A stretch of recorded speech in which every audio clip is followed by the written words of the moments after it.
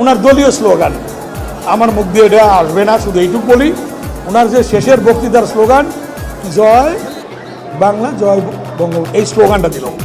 এই স্লোগানটা দেওয়ার সাথে সাথে ঢাকা বিশ্ববিদ্যালয়ের অপরাজয় বাংলা পাদদেশে আমরা লাশ নিয়ে দাঁড়িয়ে আছি, হাজার হাজার জুতা স্যান্ডেল পরা শুরু করলো সেখানে।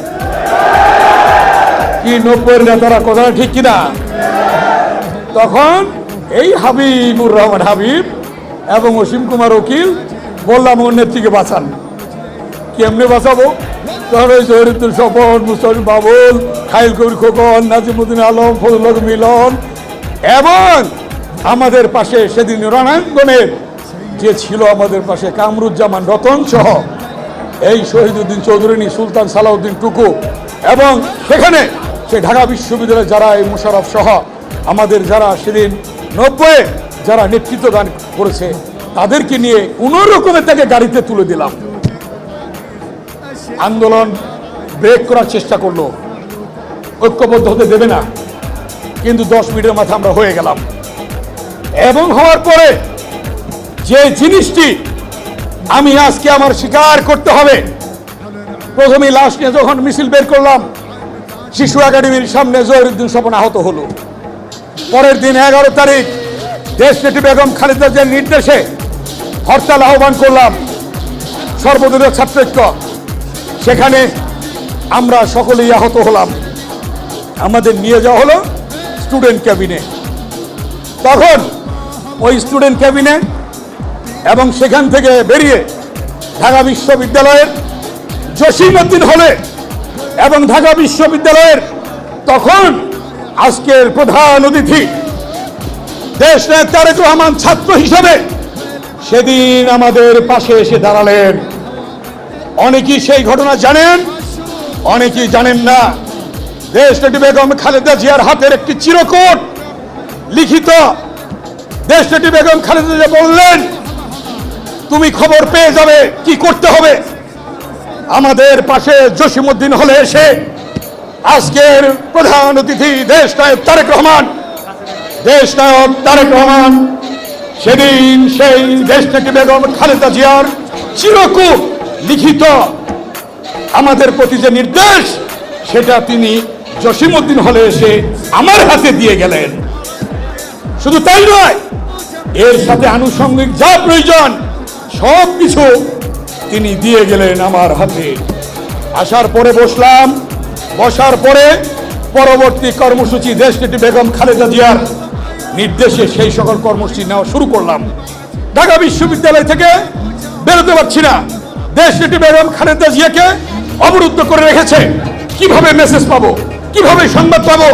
সেই সংবাদ একমাত্র সেই 90-এর আন্দোলনে যিনি আমাদের সাথে ব্রিজ হিসাবে যোগাযোগ করেছেন সেই নেতা আজকের প্রধান অতিথি দেশনায়ক তারেক রহমান।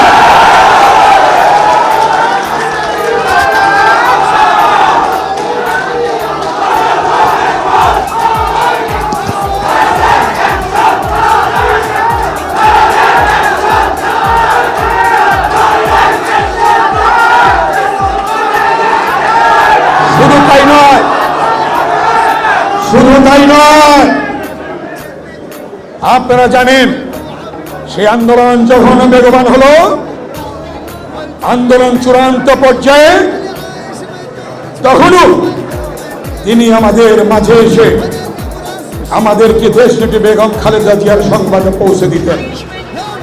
সর্বশেষ এরশাদ টের পেয়ে গেল যে কার মাধ্যমে সংবাদগুলি আসছে, কার মাধ্যমে এই খবর আসছে, কার মাধ্যমে সর্বদলীয় ছাত্রৈক্য সংবাদ পাচ্ছে, কার মাধ্যমে ট্যাক্সির নেতারা সংবাদ পাচ্ছে। টার্গেট করে ফেললেন, ফলো করা শুরু করলেন আমাদের আজকের প্রধান অতিথি দেশনায়ক তারেক রহমানকে।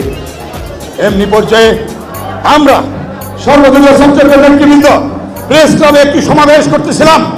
সেখানে বিএমএর তৎকালীন সভাপতি প্রফেসর মাজেদ, ফয়েজ আহমেদ, সাংস্কৃতিক জোটের প্রধান এবং সুপ্রিম কোর্ট বার অ্যাসোসিয়েশনের সেদিনকার নির্বাচিত সভাপতি শামসুল হক চৌধুরী, তাদেরকে নিয়ে আমরা সেই সমাবেশ শুরু করলাম।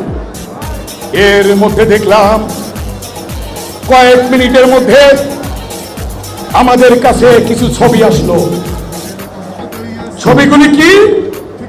আজকে তিনি নেই, মৃত্যুবরণ করেছেন, আল্লাহ বেহেশত নসিব করুন। লুৎফর রহমান বেনু, তিনি 10 থেকে 11টা ছবি নিয়ে আসলেন।